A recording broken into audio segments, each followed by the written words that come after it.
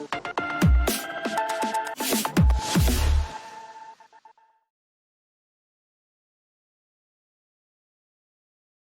everybody, and welcome to CrazyTechLab. We are here today with the first in a series of regular videos here at CrazyTechLab, where I'm going to be showing you some of the coolest new hardware to arrive in the lab, and that is the title of this new series. It is called In the Lab, where I'll be doing some regular videos looking at some of the coolest new hardware, some of my favorite hardware over the years, looking at some of the future products that I will be reviewing, some future group tests, and also some of the PC modding projects that I am working on as well. So it's going to be a regular series of videos giving you a behind-the-scenes look at what is going on here at CrazyTechLab. So don't forget to subscribe if you want to be notified of these videos when they appear on the channel, so you're the first to see what I'm getting up to and what manufacturers are getting up to as well. So first though, a word from our sponsor.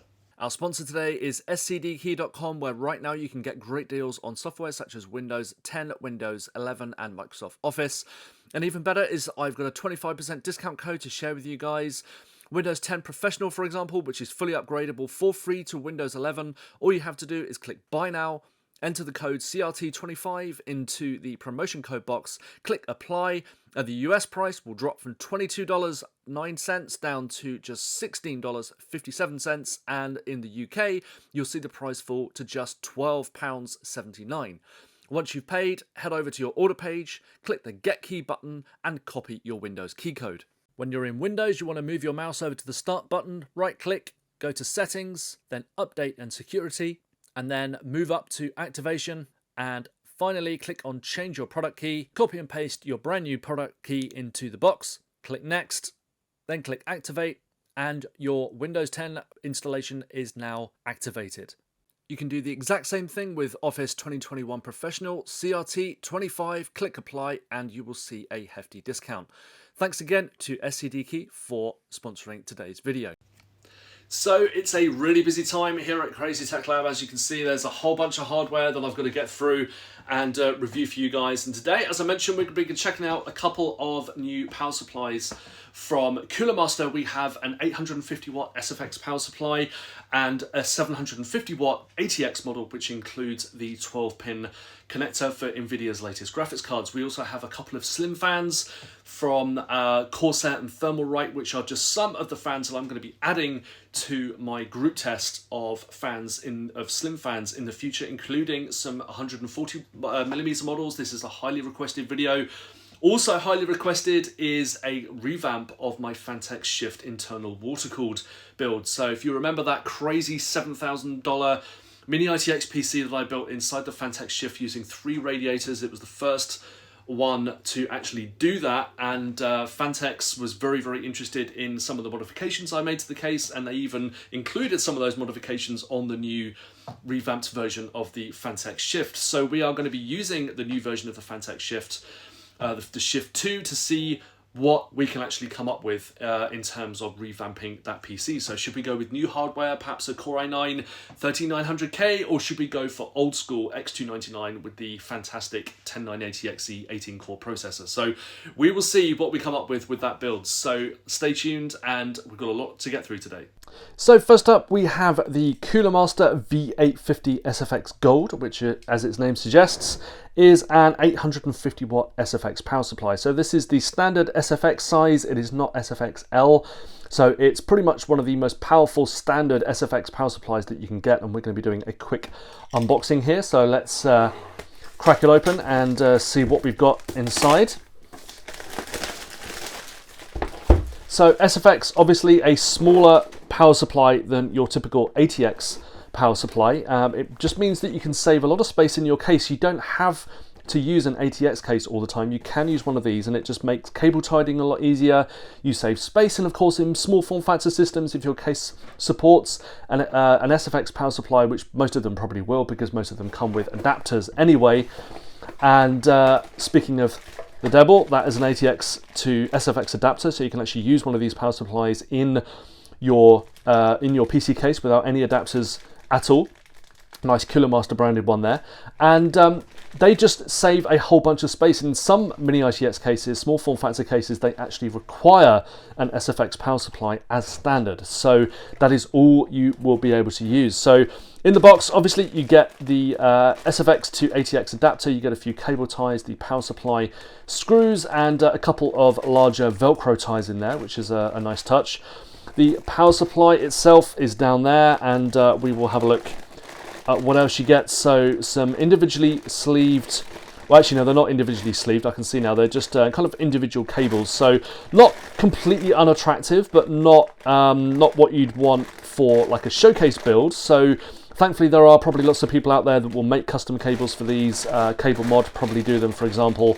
And just opening up the box of cables here so we can actually have a closer look. So that's the 24-pin ATX connector. They are actually very, very flexible and not too long either, which is what I like from an SFX power supply, because if you're building it in a mini-itx PC, you probably don't want cables that are crazy long. So they're all relatively short, which is good, and you might even want to make some a little bit shorter depending on your case, but that's where the custom cable creations will come in. So no 12-pin connector for the latest NVIDIA graphics cards, I believe. I'm just going to go through here and just double check that. So yeah, I thought that might have been one there, but it's not. It's literally just the standard PCI Express power connectors. So you will need to use the adapter that comes with your NVIDIA card, or you might want to opt for another power supply such as this one here, which is the V750i, which does include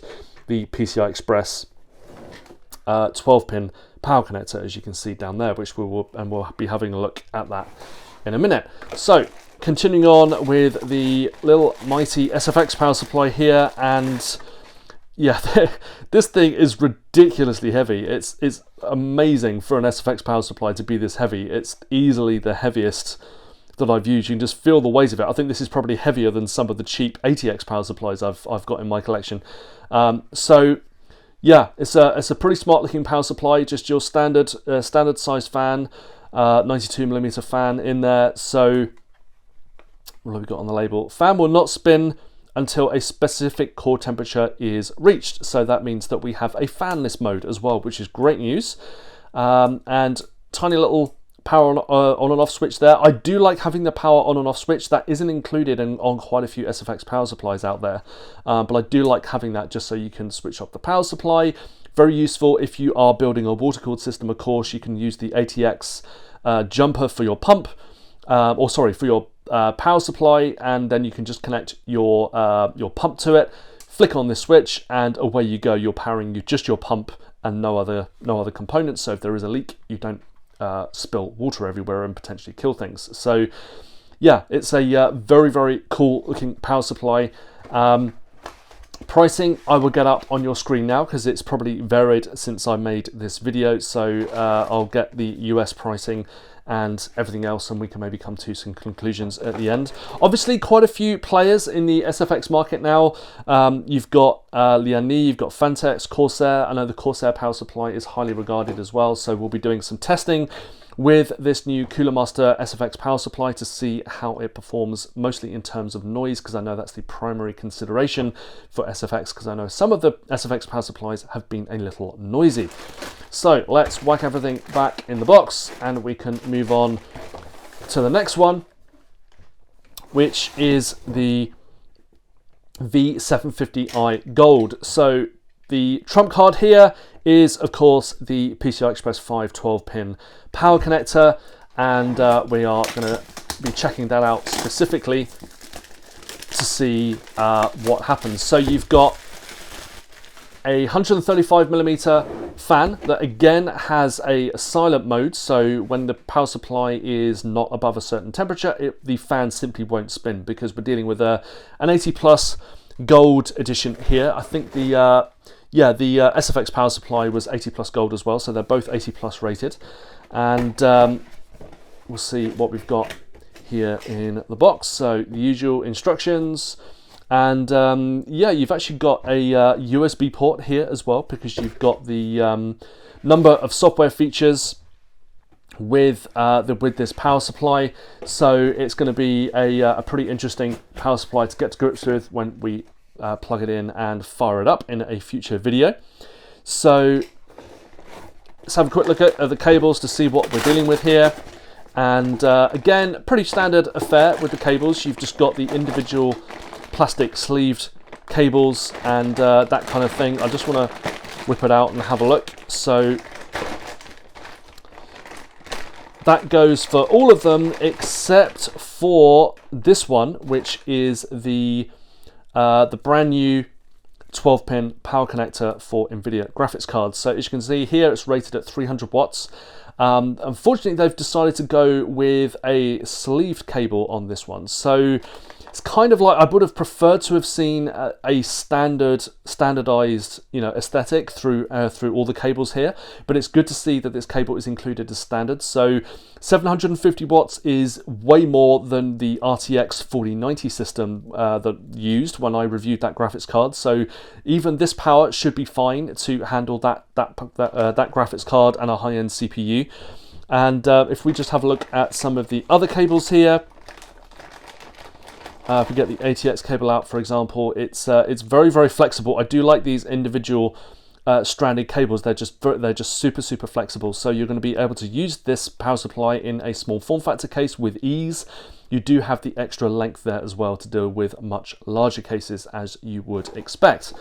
So let's just put the cables to one side for a moment, and we will have a look at the actual power supply. So we've got